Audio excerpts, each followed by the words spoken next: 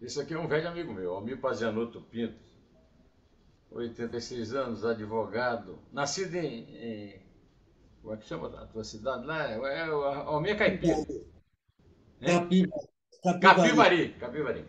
Bom, Almir é meu freguês há muito tempo. Conheci em 75, quando ele era advogado do Sindicato dos Metalúrgicos São Bernardo do Campo de Diadema, hoje do ABC.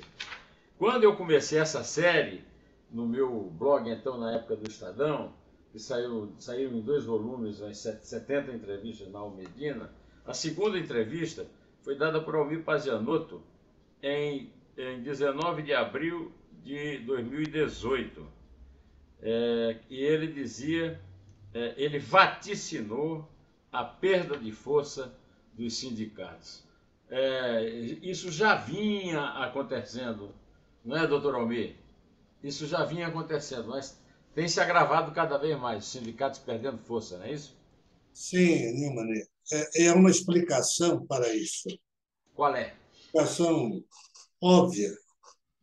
O modelo de organização sindical adotado por Vargas e inspirado no corporativismo fascista do sindicato único, mantido por contribuições obrigatórias, é incompatível com um regime democrático.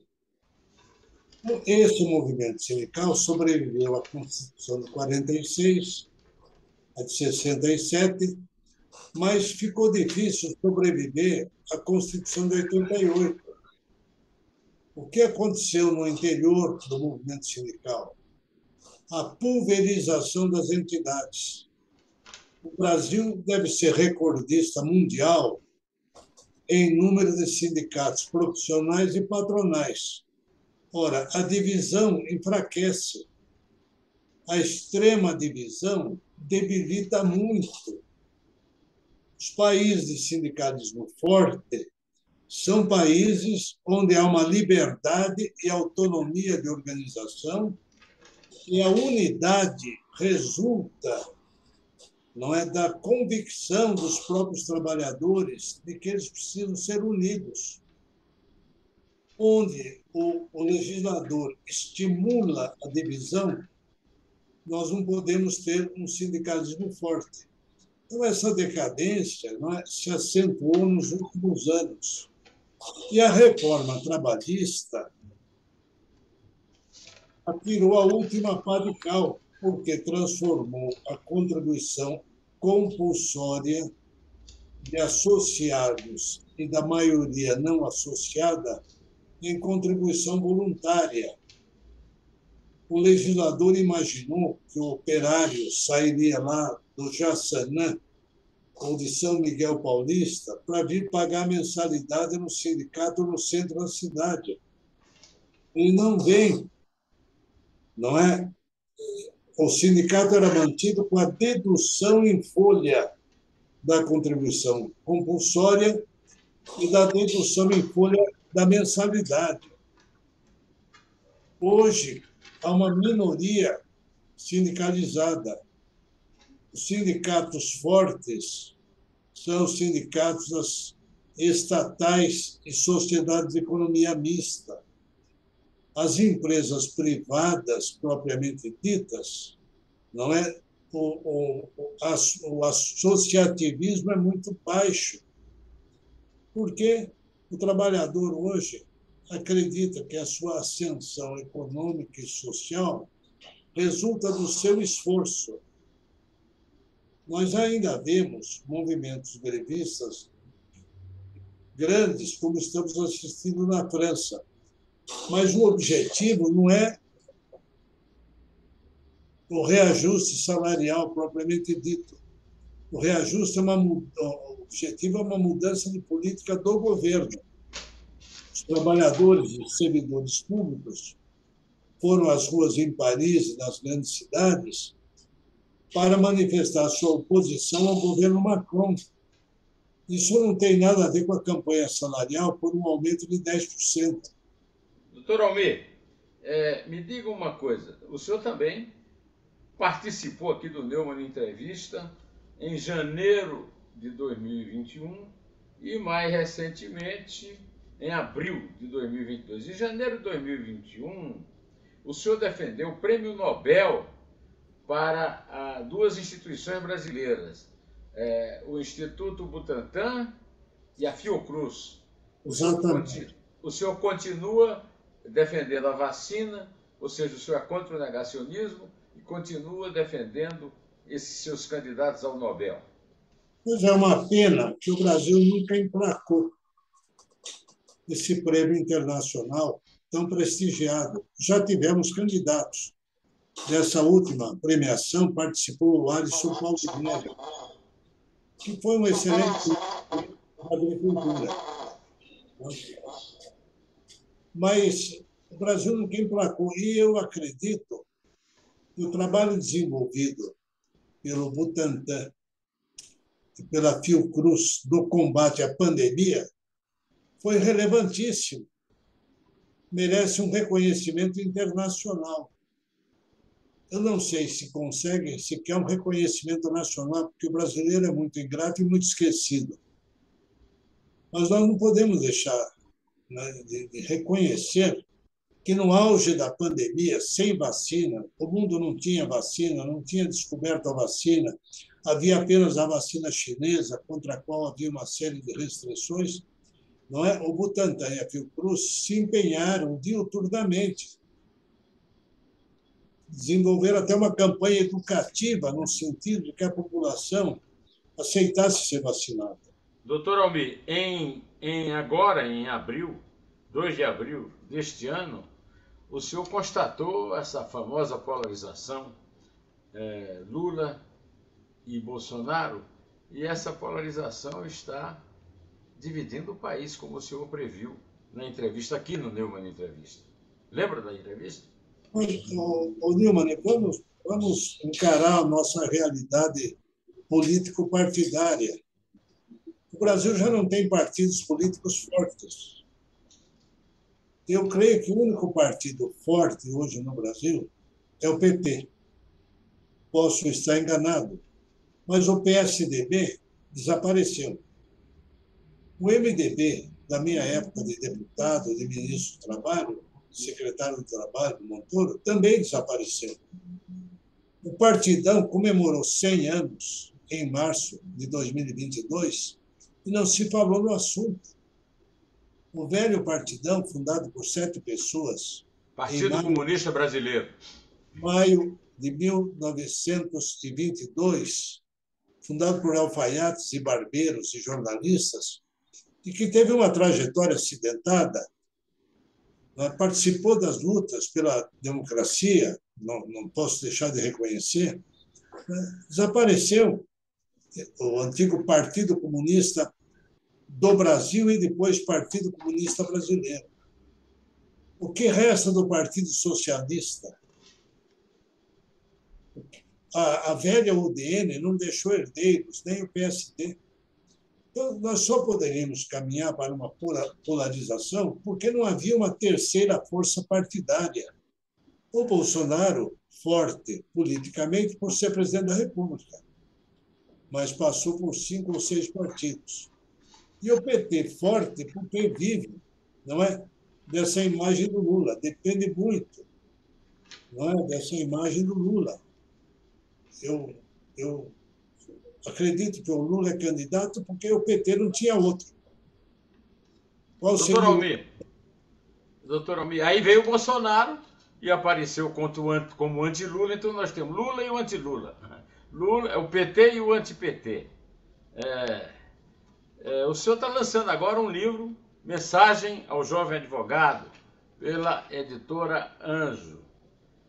E o senhor cita como epígrafe, doutor Almir, um dos meus autores favoritos, Padre Antônio Vieira, no seu sermão da domingo, vou botar os óculos que eu não estou mais lendo nada, da segunda dominga do Advento. E ele diz: primeiramente, o juízo dos homens é mais temeroso do que o juízo de Deus, porque Deus julga com o entendimento, os homens julgam com a vontade.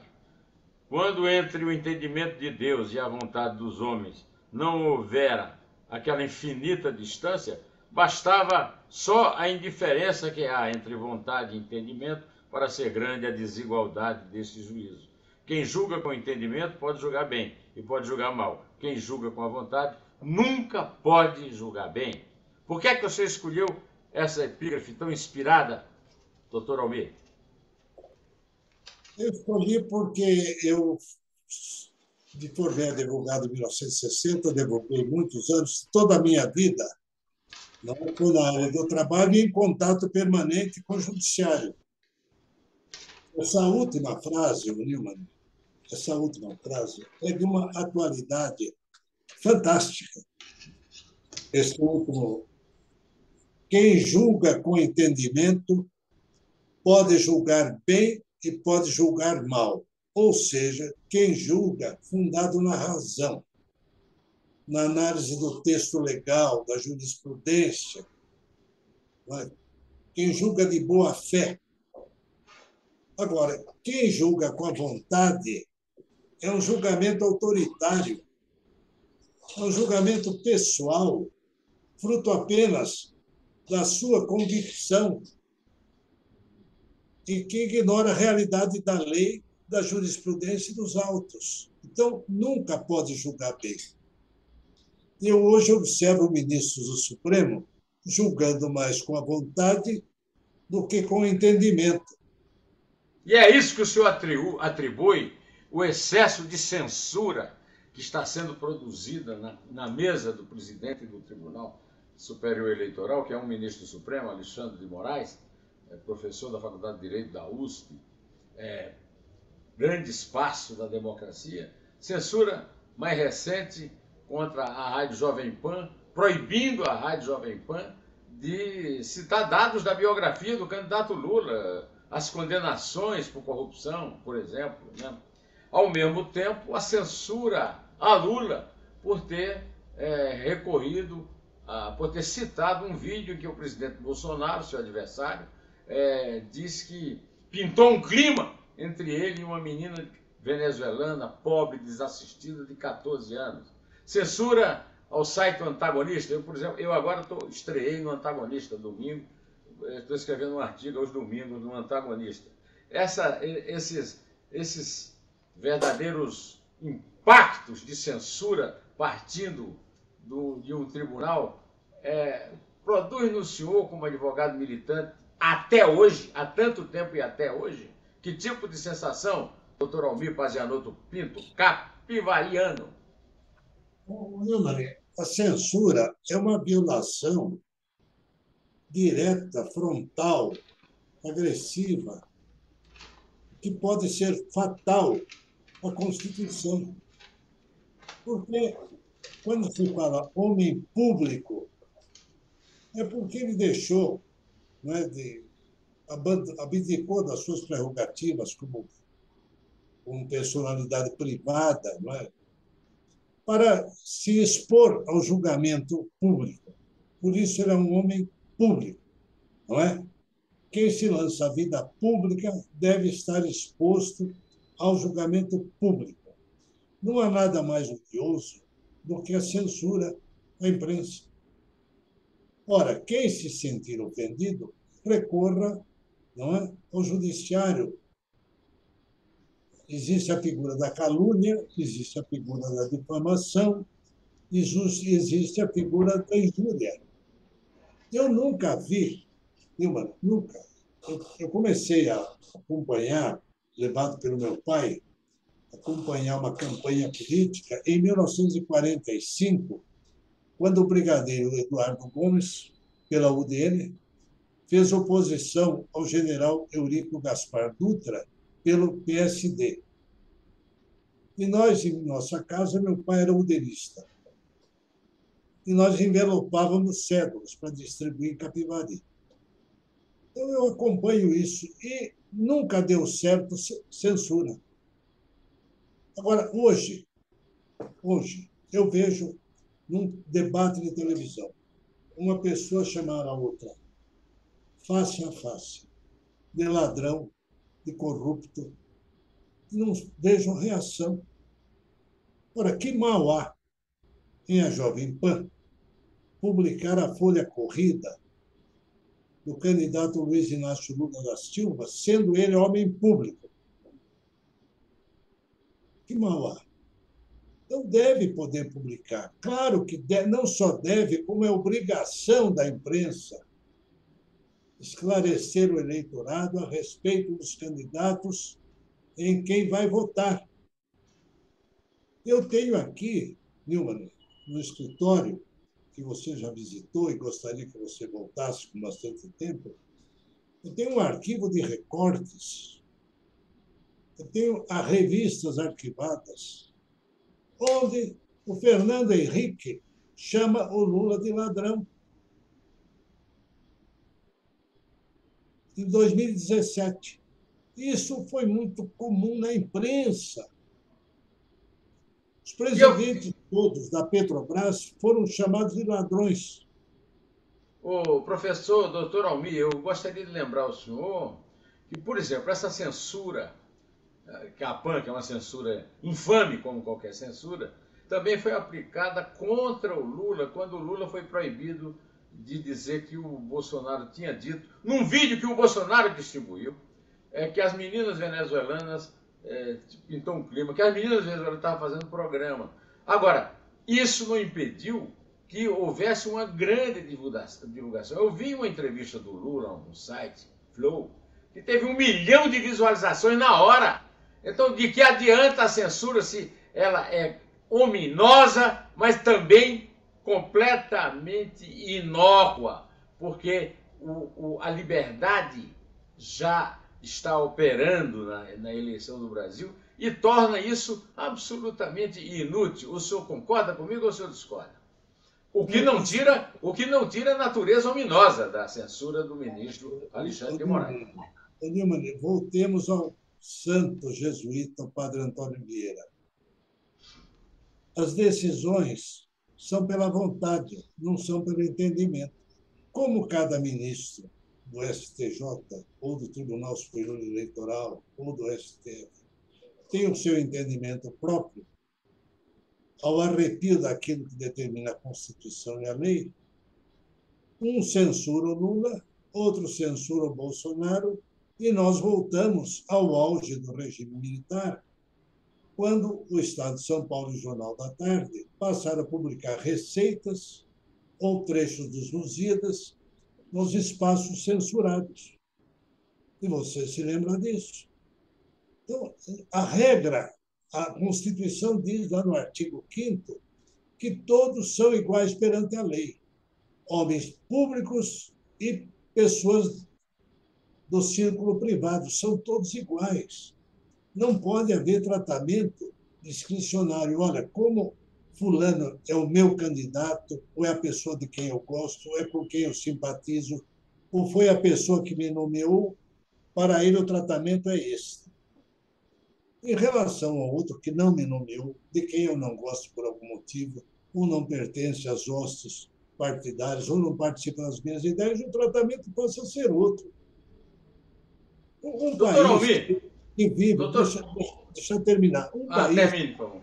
que vive um clima permanente de insegurança jurídica não pode ser confiável, Lima. Uma das razões de muitos investidores rejeitarem o Brasil é porque eles sabem do clima de insegurança jurídica. O que nós estamos falando é que é um requisito essencial para o convívio civilizado, é a segurança jurídica. Você me aponta casos de falta de segurança jurídica. Ora, como é que vamos resolver isso?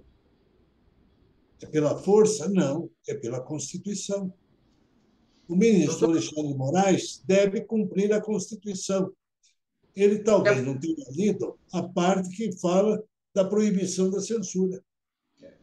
Olha, mas o senhor citou aí, eu não queria perder essa oportunidade de falar, o senhor citou aí a sua participação, uma participação histórica importante. Lembro-me do senhor lendo o acordo proposto pelos empresários da Fiesp para o seu cliente, Luiz Inácio Lula da Silva, no palanque do Vila Euclides, em que ele decidiu pela manutenção da greve. E eu queria saber do senhor, o senhor que viveu plenamente aquela época, e que vive esta agora, você acha que de 80 para cá, quando houve a democratização, caiu o regime militar, o Brasil melhorou ou piorou?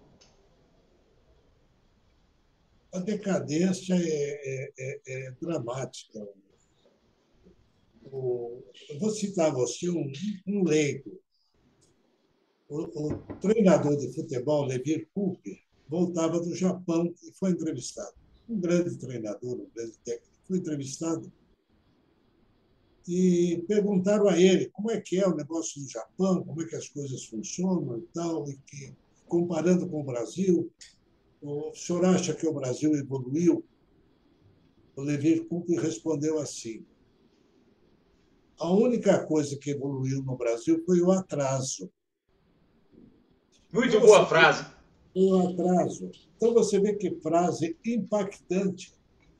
E é verdade, o Brasil já foi melhor. Porque se o Brasil houvesse evoluído, nós não teríamos Bolsonaro como candidato e nem Lula. É óbvio, nós teríamos partidos fortes, 2 ou 3 ou 4 partidos, cada um com a sua marca ideológica bem definida. Não pode ser como disse o Gilberto Kassab: meu partido não é de direita, meu partido não é de esquerda, o meu partido não é de centro. Isso não é um partido, isso é uma aberração. Então, isso são manifestações, são sintomas de uma decadência rápida que poderá levar o Brasil a uma tragédia fúnebre, como falou aquele célebre historiador português. De sorte que você me pergunta, o Brasil evoluiu? Eu entendo que não. O Brasil se corrompeu. O senhor considera que a grande causa disso é a mediocridade? O senhor começa o seu livro com um capítulo, o primeiro capítulo é a era da mediocridade. O senhor cita o José Engenheiro. Sempre há medíocres. São perenes. O que seria... Não. O que varia é seu prestígio e sua influência. E o senhor mesmo escreveu: a mediocridade é ardilosa, não ataca repentinamente, avança sem pressa, como insidioso câncer, apodera-se de todos os partidos, espalha-se pela economia, invade e explode as redes sociais. O senhor acha que a mediocridade é a grande... a era da mediocridade é que é a grande responsável por esse atraso do Brasil? O Joaci Góes me deu uma entrevista no Dois Dedos de Prosa semana passada, dizendo o seguinte: considerando as condições naturais do Brasil, o Brasil é o país de pior desempenho no mundo. Mas, Nilma, Diga, você doutor. meça a mediocridade pela desigualdade de rendas. Um sintoma da mediocridade é essa exploração de uma reduzidíssima elite, não é? Pela esmagadora maioria da população. Então, tudo isso é sinal de mediocridade. Como é que eu posso entender que a mediocridade não paira como uma grande nuvem sobre o nosso país, se eu estou vendo isso todo dia? Eu vejo, por exemplo, tem um cidadão à minha frente no automóvel, dirigindo. Ele pega a bituca do cigarro e joga no chão, joga do lado de fora. Isso é um sinônimo de falta de educação. E falta de educação é manifestação de mediocridade. Não há como nós nos pouparmos dessa autocrítica. Se nós não aceitarmos que nós somos um país atrasado, nós nunca seremos um país adiantado. Nós temos que partir de um diagnóstico correto da realidade. Quando me dizem, Nilma, o Brasil é um país rico, eu digo: o senhor está enganado. Rico é o Japão, rico é a Holanda, rica é a Bélgica. Nós somos um país muito pobre.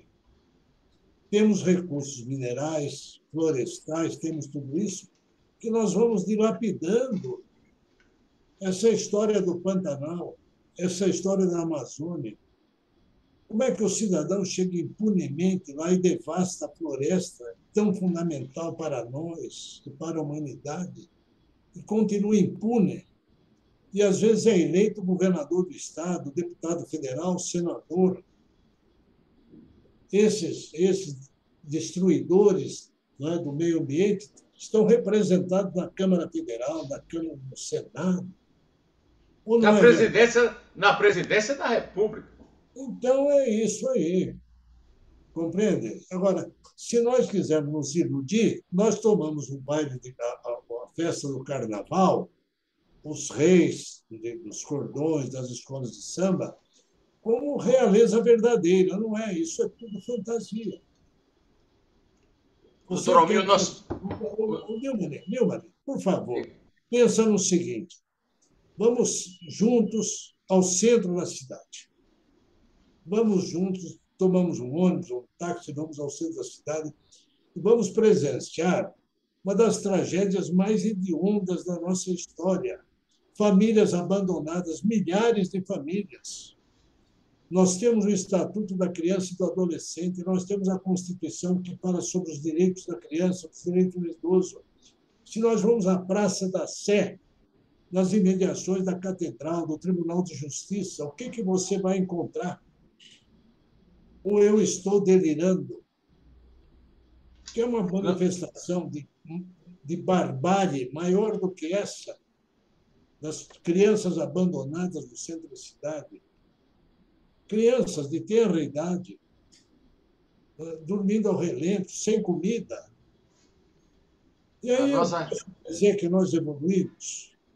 A nossa realidade agora é que a gente sempre viu mendigo na rua. Agora nós vemos famílias morando na calçada. Famílias, é isso que o senhor falou. Olha, nosso tempo está acabando.